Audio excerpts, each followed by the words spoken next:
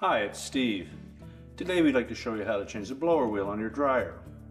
A blower wheel is used to create the airflow which dries your clothes. Now, if the hub or the fins become damaged on your blower wheel, it can cause it to be noisy or it may affect the airflow. It's a really easy job to change. Let me show you how we do it. Now, to do this repair, we will need to disconnect power to the dryer. We'll also need to disconnect the vent and pull the dryer where we can get access to both the back and the bottom of the dryer. So we'll start with disconnecting the power. Now, we pulled the dryer out so we have access to the back, and we'll begin here. There are two screws that secure the top panel to the dryer, and we'll need to take those off. And just pull that top towards the back and then lift it off. Now, while we're back here, we'll also remove three screws that secure this back panel that surrounds the exhaust vent.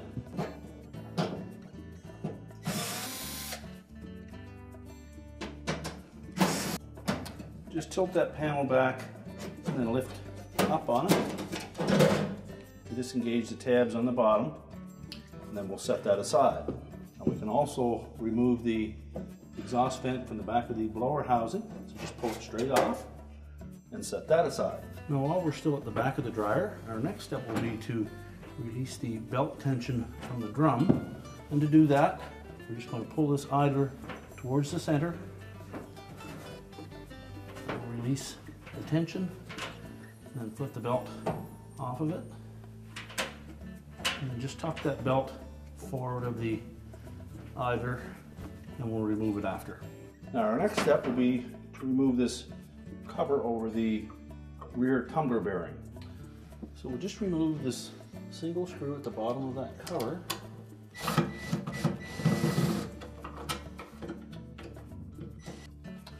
And tilt the cover up to release the two little hooks on the top. And that will expose this E-ring, so we'll need to pop that off. Flat blade screwdriver, and just pry it away from the shaft.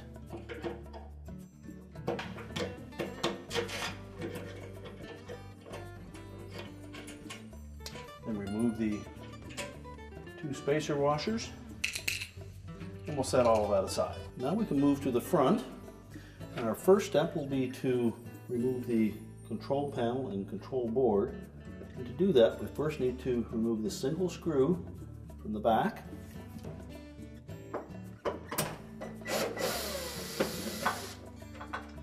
And now we can remove that end piece, and it's held in place with 4 plastic tabs, one of which you can see through this opening.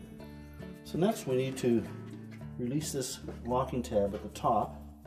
So just with a flat blade screwdriver, we'll reach in, just gently push that down enough that it will line up with that opening. At the same time, we'll need to grasp the front of that panel and pull it forward. Now, you may need a putty knife to separate it just enough to get some pressure on it. There are 3 more hidden tabs that we will need to release just by force. So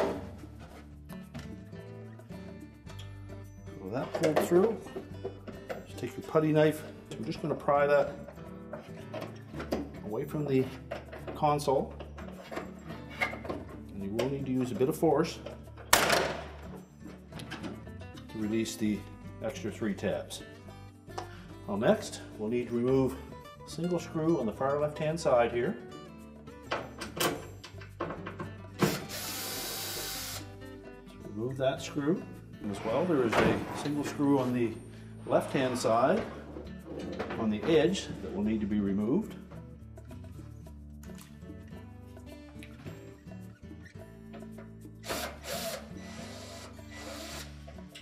While we're in this area, we'll remove these wire ties that secure that harness to this cross piece.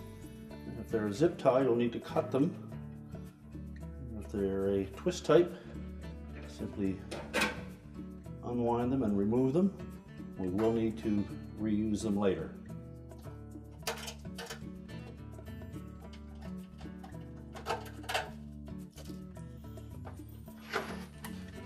Now we'll just lift up on that panel Release some tabs on the bottom, and then we can tilt it forward. Our next step will be to remove the wire harness connections. Just press the locking tabs.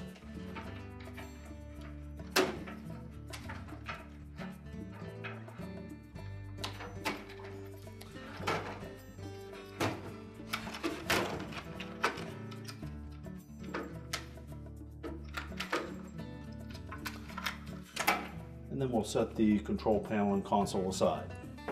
Now our next step will be to remove the door. And to do that, we'll loosen the two bottom screws, one on each hinge. We'll just loosen those about a 1/4 inch spacing. Then remove the top ones. And just lift up on the door, remove it, and set it aside. Well, next we'll need to remove the bottom access panel. So we'll just take a putty knife, and there are 3 tabs that are attached to that lower panel that fit up into the front panel. We're just going to depress those.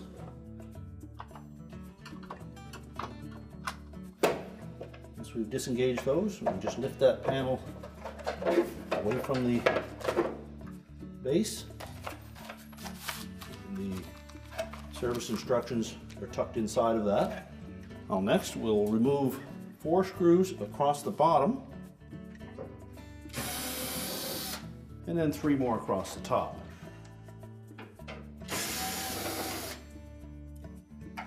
Now we can lift that front panel away from the dryer. Don't pull it away too far because we need to disconnect the door switch harness. So with the front panel tilted out just enough, we're going to release that little locking tab and push the harness connector out of the switch.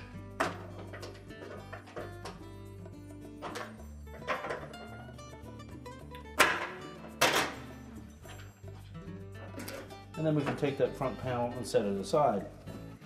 Now with the front panel out of the way, our next step is to remove these 3 screws that hold that lower housing lint duct assembly in place. Just pull that out from behind that panel and set that aside. Well, next we'll need to remove this support piece at the top. And there are 4 screws on the front. And there are also 2 more on the top. These 2 shoulder screws need to come off as well. Just pull the harness out of the way, and we can remove that panel. Now we can take the belt and just lift up gently on that tumbler. We'll pull it through the rear bearing and out through the front of the cabinet where we can set that aside. Well, next we'll need to release the spring from the idler assembly. So we're just going to grasp that with a pair of pliers and pull it off. So just with a pair of pliers, just grasp the top of that spring, stretch it, and release it from the hook on the idler bracket. Well, next we'll need to remove the wire connections to the motor and start switch. Just depress the locking tabs.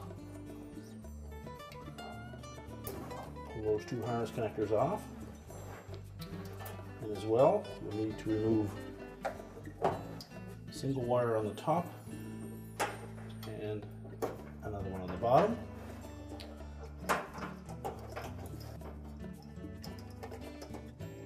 We'll pull those away from that wire tie so that harness is free. Now our next step is to release the mounting bolts from the bottom of the cabinet that secure the motor mount. Now we've laid the dryer on its back, and that exposes the 4 mounting bolts for the motor bracket. You'll note that 2 of them have keyhole slots, which would indicate that we just need to loosen those. So using either a 5/16 socket or a 8mm socket, just loosen those 2.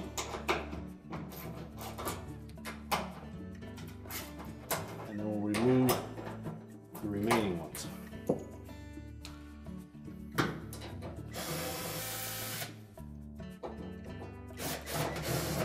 Now with with those loosened, we can then just lift that motor and blower assembly straight up, line up the holes, and then we can pull it out and away from the cabinet.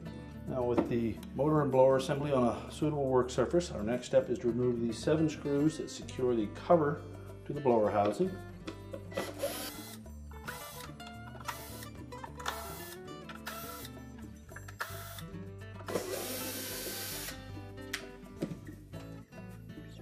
And then just lift that cover off. You'll note in the center of the blower wheel there is a nut that secures it to the shaft. There's a 1/2 inch socket will fit on that. But we'll also need to secure the motor shaft from turning. And at the rear where the belt pulley is, you'll note that there is a flat side on that shaft. And that will accept a 7/16 wrench. So just secure that rear of that shaft. It's a standard right-hand thread. Just loosen that bolt. Just loosen that nut.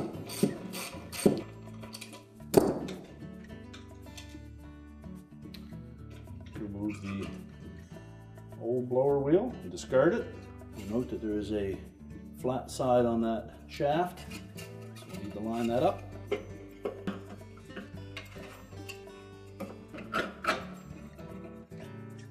Now with it fully inserted onto the motor shaft, we'll reinstall that retaining nut.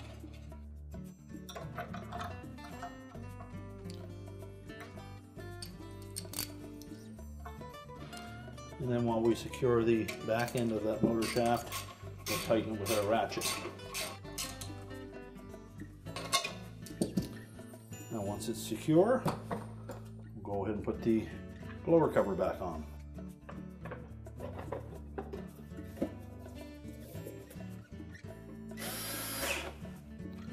Install the retaining screws.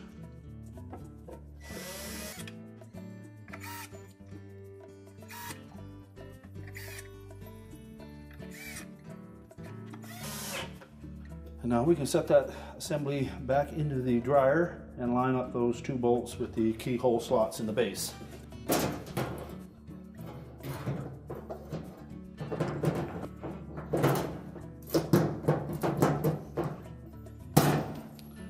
And just make sure both of those bolts slide into the bottom of those slots and tighten them.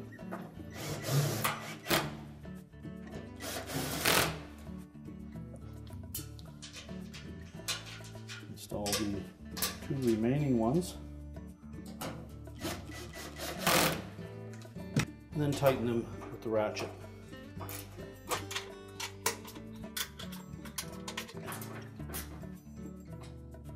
Now we can stand that dryer back up and we can begin the rest of the reassembly. So next we'll reconnect the wire harnesses. Be sure to feed them through the wire tie. Or if you've cut the old one, you need to replace it.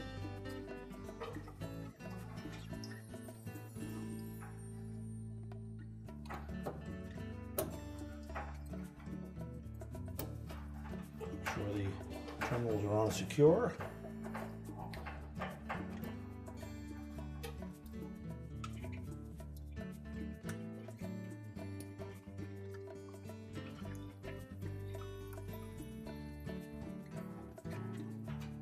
And then we can also reconnect the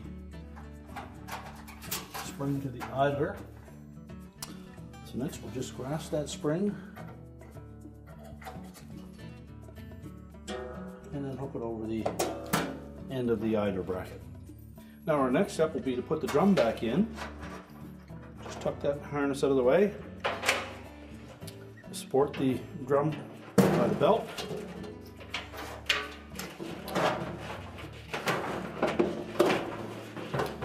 Then line up the shaft on the rear with the bearing.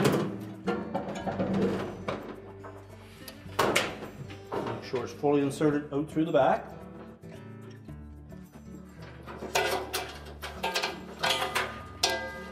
Now we'll put that support piece across the top at the front. We'll start with the 2 shoulder bolts. Go down from the top and tighten those securely. Then the 4 Phillips screws go through the front.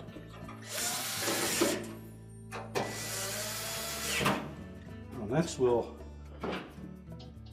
put the inlet duct assembly in front of the blower housing. So we'll just tuck that down in behind.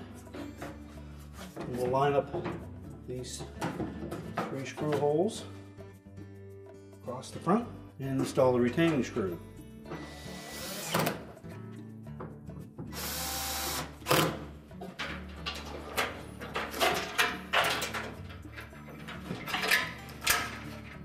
We'll pull that harness out through that opening. Now our next step will be to put the front panel on. Now when installing the front panel, you may find it easier to remove that door switch, which is a fairly simple procedure. Just press down on the top of it and push it out through the front of the panel. As long as you can tilt it like that, it will make it easier to install the harness. Make sure that we line that harness up so that the little hook, so just line up the connector, hold the body of that door switch, push the connector firmly into place, and make sure that tab engages. Then you can just push the switch back into the front panel opening, pivot it until it locks into place. Once we have that pressed into place, we can now reposition that front panel. So we'll tuck the front bulkhead in behind this cross piece first. And we're going to lift that whole panel up enough that we can insert this little metal tab into that slotted opening. If everything is positioned properly, the front panel should lay flush across that support panel. We'll then tilt it back and install the screws on the bottom.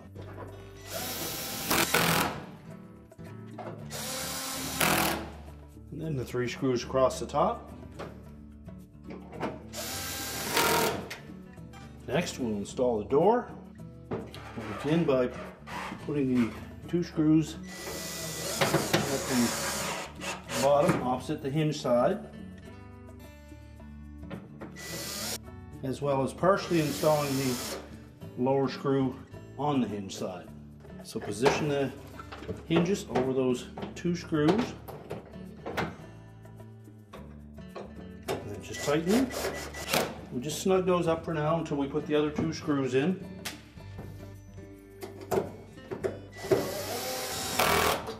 And then tighten all 4. We're now ready to put the console back on.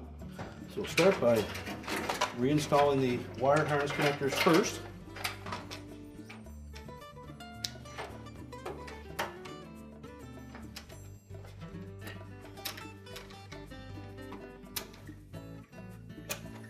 Make sure all the harnesses are securely attached. And tuck it back into that opening.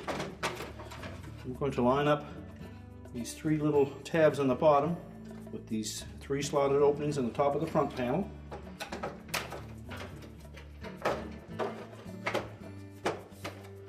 And then just press the panel back in until it latches across the top. We'll next install the screw on the left-hand side and the one on the right-hand edge. We then reinstall the blank cover. Make sure that we put all 4 tabs through that opening. Snap in place. Reinstall the retaining screw from the back. We'll also tilt it back and install the toe plate. Again, we'll make sure that the 3 lower tabs line up with the slotted openings. Tilt it into place and then just give it a little tap. The top tabs engage. And now we're ready to go to the back of the dryer. So just install that retaining screw. Now to reinstall the belt, we'll line it up roughly on the outer drum where it belongs, and then we'll pull it across the top of the idler pulley. Then grasp that idler pulley, pull it towards the center of the dryer. That will give us enough extra belt we can roll it around the motor pulley. Now we can put the exhaust vent in and the back panel on. We'll begin by inserting that exhaust vent fully onto the blower housing outlet. Position the back panel over that vent. Just lift up on it slightly so that these tabs on the bottom will clear the lip at the back of the cabinet here. Line up the screw holes and install the retaining screws. Now we're ready to put the washers and E-ring on the back of the drum shaft. Now we'll begin by pushing the drum fully towards the back of the dryer. We'll take our 2 spacer washers, slide those over the drum shaft. We'll take our E-ring, position that in that groove, and using a pair of pliers. Just make sure that we put it completely into that groove. We'll then take our cover, line up the 2 hooks on the top, pivot it down into place, and reinstall the retaining screw. Now before we put the top back on, our last step is to pull that harness up into place and reinstall the wire ties or zip ties to hold it in place. You'll note that there are 3 rectangular shaped holes we will use for the ties.